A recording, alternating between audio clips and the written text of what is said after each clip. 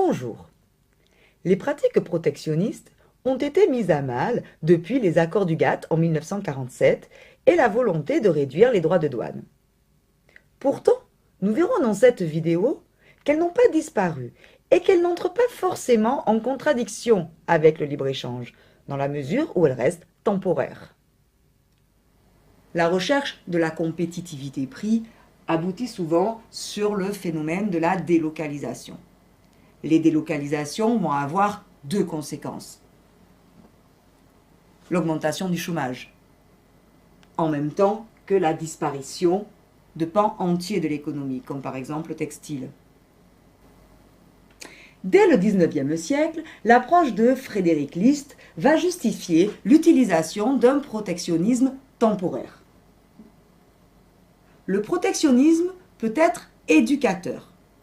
En effet, la mise en place de pratiques protectionnistes peut avoir comme objectif de protéger les industries naissantes de la concurrence étrangère. Dans la lignée de ces analyses, au début des années 80, un nouveau type de protectionnisme va être mis en place. Il s'agira d'un protectionnisme de type défensif. De nos jours, il ne s'agit plus de protéger les industries naissantes, mais au contraire, de mettre en place des pratiques protectionnistes pour protéger les industries vieillissantes et leur laisser le temps, par exemple, de se restructurer. Ce type de protectionnisme peut également être mis en place pour protéger des secteurs menacés par la concurrence internationale.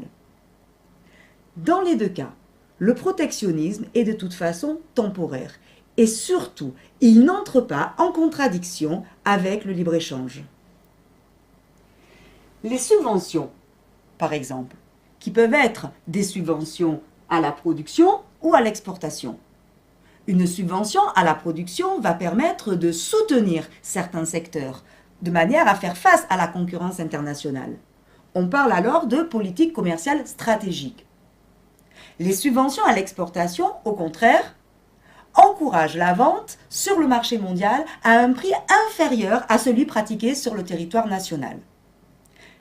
Les différentes politiques de subvention sont aujourd'hui dénoncées par l'Organisation mondiale du commerce. Elles sont souvent assimilées à des pratiques illégales. À ce protectionnisme tarifaire s'ajoutent aujourd'hui des mesures non tarifaires. L'utilisation de normes sanitaires et techniques strictes qui vont limiter les quantités importées. On parle souvent d'ailleurs de protectionnisme déguisé.